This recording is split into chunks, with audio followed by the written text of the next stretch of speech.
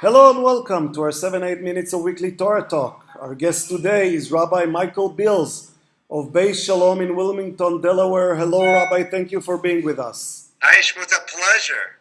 Our parsha is Ekev, and in this parsha, Moses continues his closing address to the children of Israel, promising them that if they fulfill the mitzvot, they will prosper in the land they are about to conquer. Moshe rebukes the people for their failings, recalling the worship of the golden calf, the rebellion of Korach, the sin of the spies, and more, and so on and so forth. But he also speaks of God's forgiveness of their sins. Moshe describes the land they are about to enter as flowing with milk and honey. He commands the people to destroy the idols of the land's former masters and to beware lest they become haughty and begin to believe that my power and the might of my hand have gotten me this wealth. The first pasuk of the parsha we read says the following: והיה עקב תשמעון את המשפטים האלה ושמרתם ועשיתם אותם ושמר אדוני אלוהיך לך את הברית ואת החסד אשר נשבע לאבותיך, and it will be because you will heed these ordinances and keep them and perform that the Lord your God will keep you the covenant and the kindness that he swore to your forefathers. So Rabbi, let's begin with the strange word with which we begin the parsha, Ekev. It's a unique word. So I love that you picked up on the word Ekev. Me too. It reminded me of something. But before I tell you what it reminded me of, let me tell you that I think that this whole idea of words in Hebrew reminding you of other words, it's like music as well. So my first position I'm now a rabbi 20 years, but the first 7 years I was in the very sweet Westchester neighborhood in Los Angeles at B'nai Tikva, Zichron LeBaruch, a blessed memory. Okay. And in this synagogue, I was the rantor, which means I was the rabbi and the cantor. And I had to train the children, a rantor. I don't think I made this word up. I think it existed, maybe not.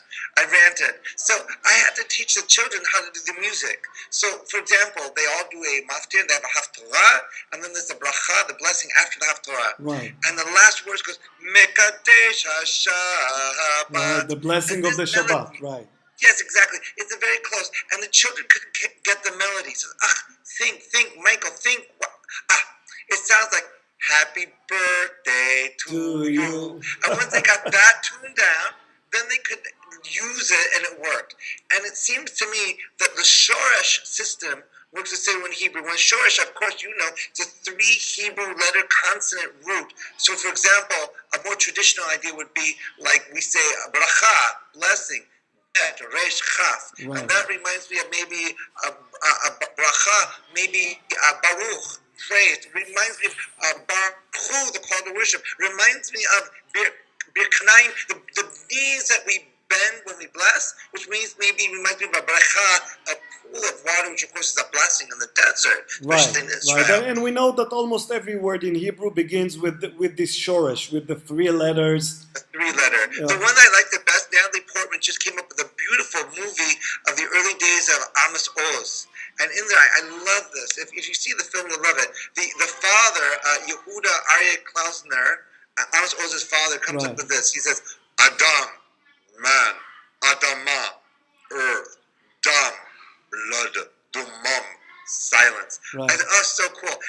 So I was thinking, okay, so Ekev, in the same way, it reminded me, Ekev, Ayin, Kuf, Vet, Ekev. And although we're in Devarim, the last book of the Torah, boom, I was catapulted to the first book of the Torah, Bereshit, Genesis, and I went to Yaakov. And I'm picturing this little baby. He wants to come out first. He knows his destiny. But no, Esau comes out first. And he grabs with his hand and he pulls on the heel.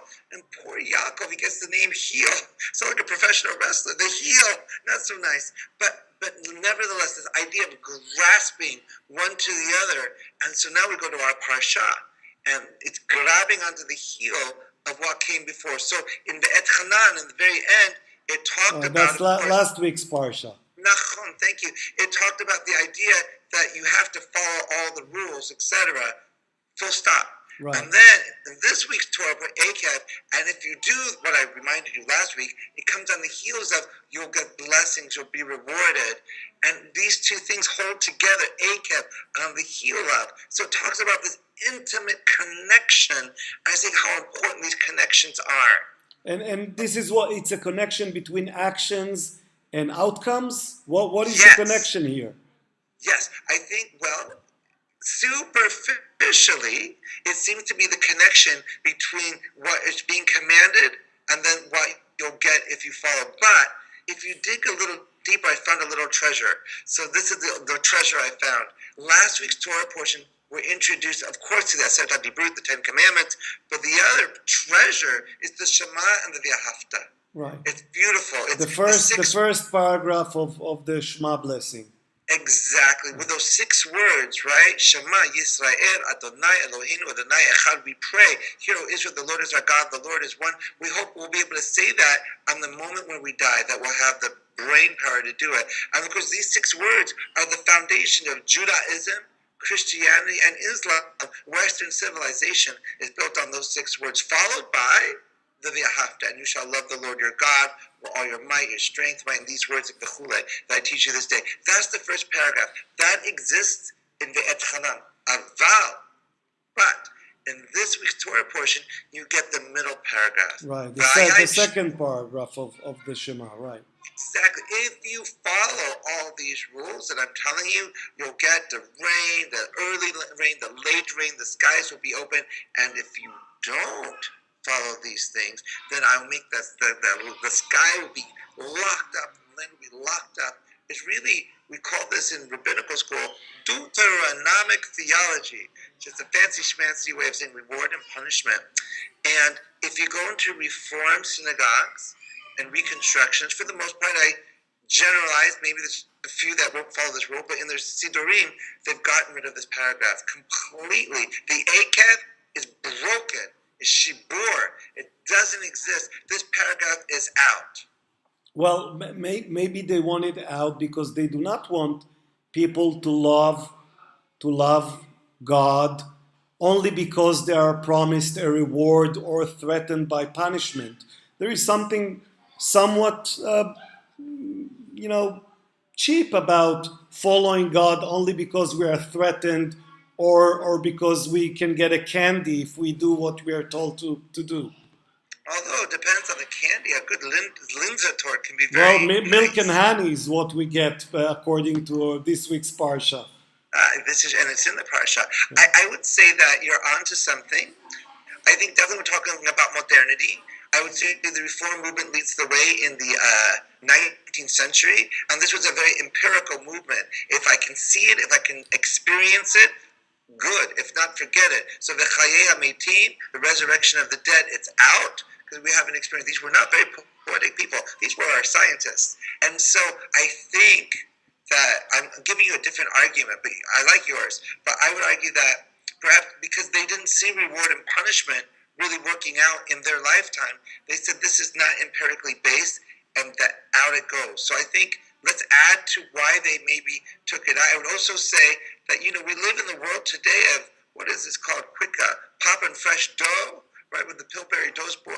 Maybe in Israel you don't have this, but there used to be a white fat man, and you push his belly button and he giggles because all the dough is already made. Or what about microwave cooking, right? You shove it in there and then 45 seconds later. Now there's an oven way of cooking it as well, which tastes better, but who wants to wait? So maybe part of this modernity is we simply don't have the time.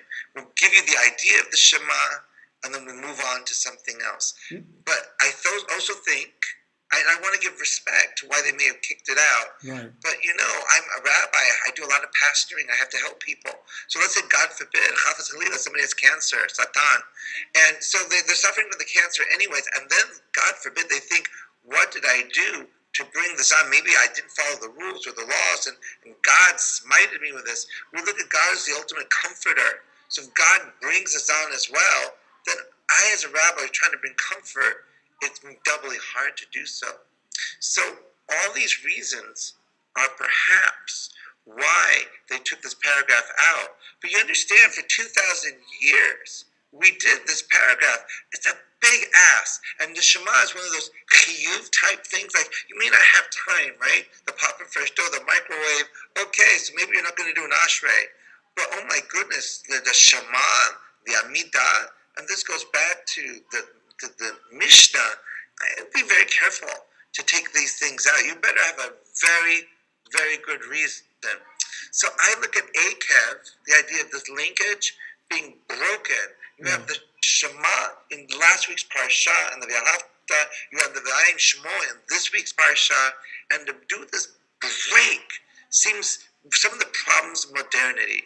And what do you feel about modernity? Are you you like modernity? Well, I'm an observer of everything. All right, so I like modernity too. I certainly like the polio vaccine. I mean, a lot of things. I like my car. I wish I had a transporter. I'd never be late for anything. I say, beam me up, Chaim Yankel, and I wouldn't be on time. I like modernity and its potentiality, but I don't like how modernity has broken relationships. And the Ekev, and I like coming back to Ekev, the Ekev quality of connectedness, of the heel being grabbed onto, so the things are connected. So in this country, I look at Democrats and Republicans, they want to kill each other. The Congress hasn't worked in years. Even with Israel, right? You have people who say they're pro-Israel.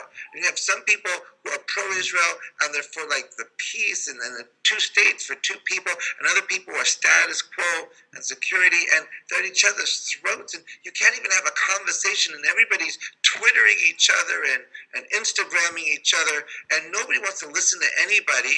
In the name of modernity, everyone talks right past each other. And I think it's a balagan.